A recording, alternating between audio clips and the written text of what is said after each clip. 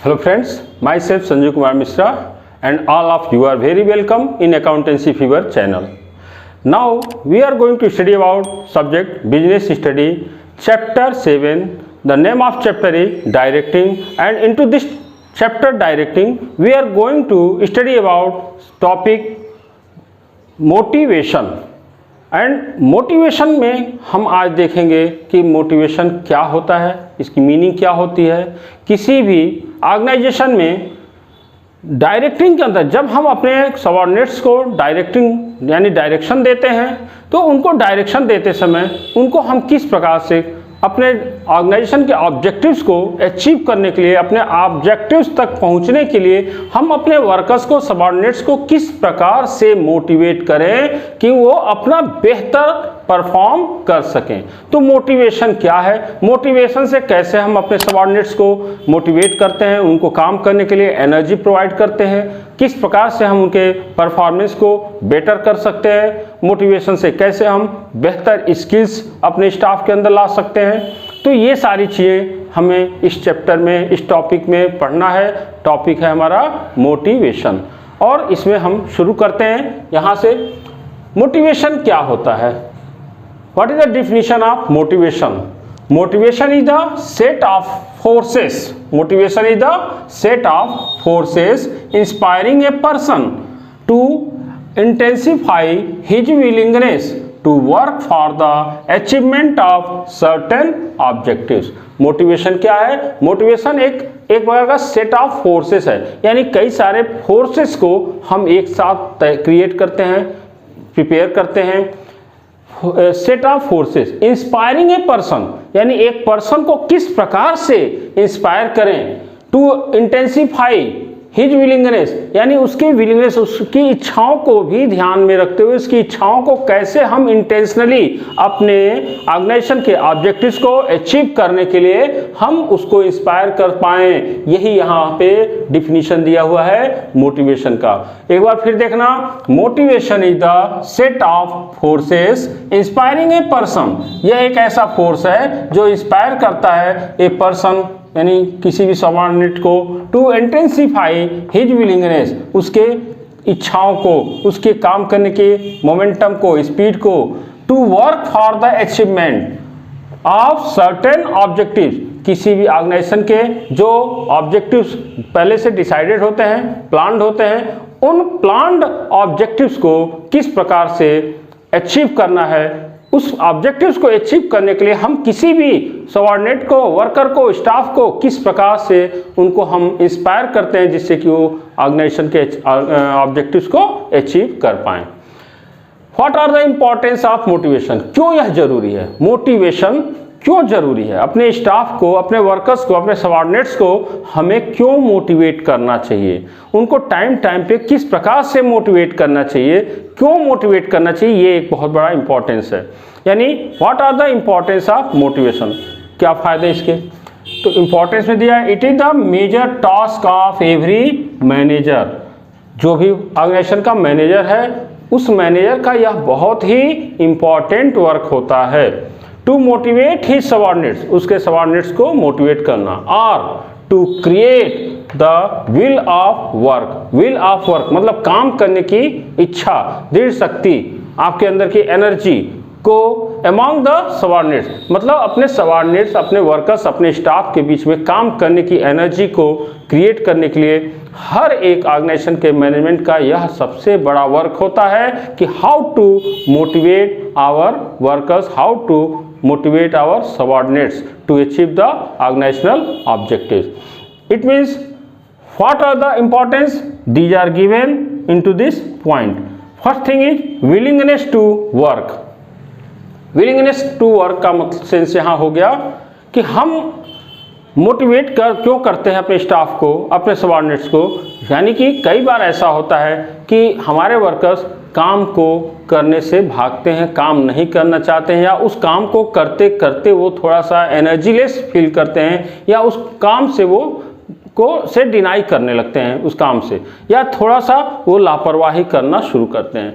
तो मोटिवेशन से हम उनके स्किल को, उनके काम करने के स्किल को, उनके विल पावर को हम कहीं ना कहीं बेहतर बनाने की कोशिश करते हैं, या नहीं कह सकते हम विलिंगनेस टू वर्क, अपने काम के प्रति इच्छा को बढ़ाना, काम करने की एनर्जी को इम्प्रूव करने के लिए मोटिवेशन का होना बहुत ही जरूरी है। The next importance is increased efficiency, यानी उस काम को कम समय में, मतलब मिनिमम टाइम में मैक्सिमम आउटपुट कैसे लिया जाए। कई बार ऐसा होता है कि हमारे जो वर्कर्स हैं, सबऑर्डिनेट्स हैं, वो बहुत लेजी हो जाते हैं, वो अपनी स्किल, अपनी स्टेमिना, अपने वर्किंग एबिलिटी के अकॉर्डिंग परफॉर्म नहीं करते हैं, और इसके पीछे हो सकता है रीजन ये हो जाए कि वर्कर्स या सबऑर्डिनेट्स और मैनेजमेंट के बीच में एक अच्छी कम्युनिकेशन, कोऑर्डिनेशन न हो। इट मीन्स यहाँ पे मैनेजमेंट का एक दूसरा इंपॉर्टेंस वर्क ये हो जाता है मोटिवेशन का, कि किस प्रकार से हम उनको मोटिवेट करें जिससे कि उनके वर्किंग एफिशिएंसी और ज़्यादा बेहतर हो सके, और ज़्यादा बेहतर प्रोडक्टिविटी हो सके, कम समय में मैक्सिमम आउटपुट लिया जा सके।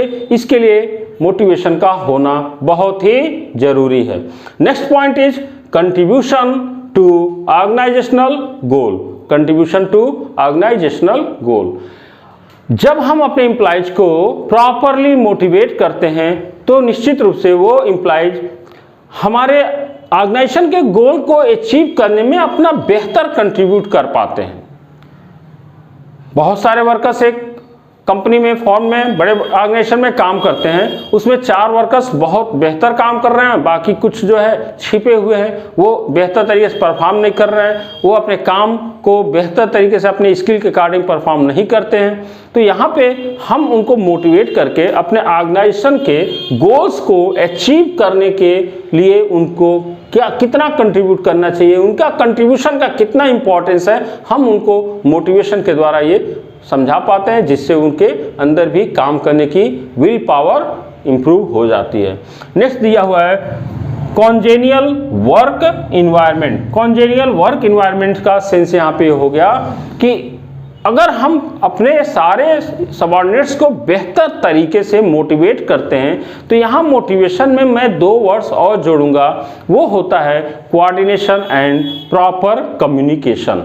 यानी जो भी हमारे सबऑर्डिनेट्स हैं उनके बीच में एक बेहतर कोऑर्डिनेशन हो, उनके बीच में एक बेहतर कम्युनिकेशन हो, और साथ में ये कोऑर्डिनेशन और कम्युनिकेशन वर्कर्स और जो मैनेजमेंट है, यानी मिडिल लेवल या टॉप लेवल जो भी मैनेजमेंट उनके ऊपर का है, उनके बीच में प्रॉपर कोऑर्डिनेशन और कम्युनिकेशन भी होना चाहिए, जिससे एक बहुत बेहतरीन रिलेशन, एक पूरा हंसी मजाक का एकदम खुशनुमा माहौल तैयार हो, जिससे कि हमारे वर्कर्स को ये ना महसूस हो कि काम का प्रेशर बहुत ज़्यादा है।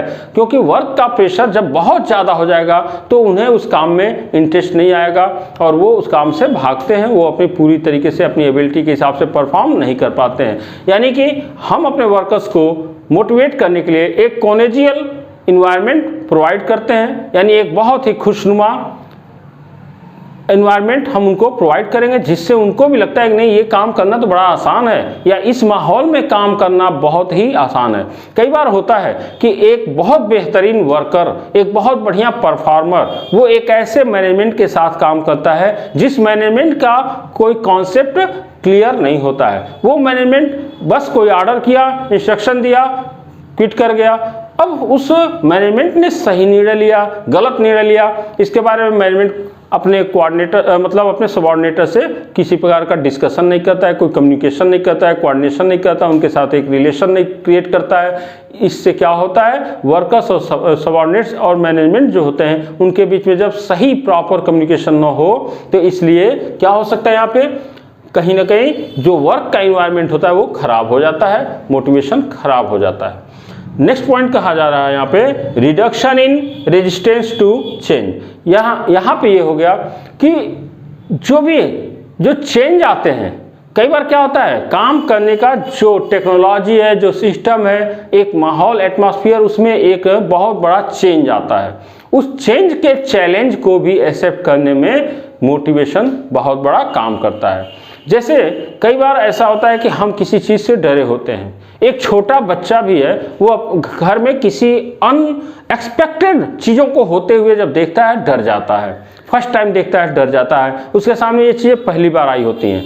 तो जब वो डरता है तो घर के जो सीनियर्स होते हैं, जो जिसके अंडर में वो सुपरविजन में है, वो उसको कहते हैं बेटा ये सिंपल है, नॉर्मल है, डरने की जरूरत नहीं है, मत डरो, कोई बात नहीं है, तुम कर सकते हो, जाओ। हो सकता है ये हम जब उसको मोटिवेट करते हैं इस नई टेक्नोलॉजी को अडॉप्ट करने के लिए, नए चैलेंजेस को अडॉप्ट करने के लिए हम उनको मोटिवेट करते हैं, तो जो यहाँ पे नए चैलेंजेस हैं उन चैलेंजेस से फाइट करने के लिए हम अपने वर्कर्स को मोटिवेट कर पाते हैं, और ये हमारे वर्कर्स के लिए बहुत ही इम्पॉर्टेंट है। नेक्स्ट पॉइंट कह रहा है रिड्यूस्ड टर्नओवर। रिड्यूस्ड टर्नओवर यहाँ पे सेंस क्या हो सकता है कि हम कई बार जब अपने स्टाफ को प्रॉपर तरीके से मोटिवेट करते हैं और मोटिवेशन के कारण जब वो बेहतर परफॉर्म करते हैं, अपनी एबिलिटी अपने स्किल के अकॉर्डिंग जब वो बेहतरीन परफॉर्म करते हैं, आउटपुट प्रोडक्टिविटी उनकी बढ़ जाती है, तो कई बार इस मोटिवेशन का ये एडवांटेज होता है मैनेजमेंट के लिए कि उनके बहुत सारे अननेसेसरी वर्कर्स, यानी कई बार क्या होता है प्रोडक्टिविटी अच्छी नहीं है क्योंकि हमारे वर्कर्स बेहतर तरीके से परफॉर्म नहीं कर रहे हैं, हमने दुनिया भर के बहुत सारे वर्करों को एम्प्लॉयड कर लिया अपने पास, और उससे हमारी कॉस्ट भी बढ़ जाती है। तो ऐसे में अगर हम प्रॉपर तरीके से अपने एम्प्लॉयज को मोटिवेट करते हैं तो कुछ एम्प्लॉय ही मिलकर के हमारे ऑर्गेनाइजेशन के ऑब्जेक्टिव्स को अचीव करते हैं, यानी कि हमें जो एक्सेस एम्प्लॉयज वर्कर्स हमने हायर कर लिए थे उनको हटा सकते हैं। उनको हटा करके हम बेस्ट वर्कर्स, बेस्ट परफॉर्मर्स को बेस्ट तरीके से काम करने के लिए मोटिवेट कर लेते हैं, जिससे कि अननेसेसरी एम्प्लॉयमेंट करने की ज़रूरत नहीं पड़ती है और हम अननेसेसरी वर्कर्स को काम से हटा पाते हैं, जिससे कॉस्ट भी रिड्यूस होता है। नेक्स्ट पॉइंट दिया है better utilisation of resources. Better utilisation of resources. Motivation एक ऐसा मीडियम होता है, मोटिवेशन एक ऐसा रिसोर्स होता है, इंस्ट्रूमेंट होता है, जिससे हम मैन पावर और मैकेनिकल पावर, मैन पावर और मशीन पावर के बीच में एक बहुत ही बेहतरीन कोऑर्डिनेशन क्रिएट करते हैं, और हम अपने रिसोर्सेस के, मैन रिसोर्सेस हों, कैपिटल रिसोर्सेस हों, मशीन रिसोर्सेस हों, जो भी हमारे पास अवेलेबल रिसोर्सेस हैं, हम उनको बेहतर से बेहतर तरीके से मैक्सिमम यूटिलाइज कर पाते हैं और मैक्सिमम आउटपुट ले पाते हैं। ये तभी पॉसिबल होता है जब हमारे सारे एम्प्लॉयज, सारे सबऑर्डिनेट्स बेहतर तरीके से मोटिवेटेड होते हैं। नेक्स्ट पॉइंट दिया है गुड ह्यूमन रिलेशन।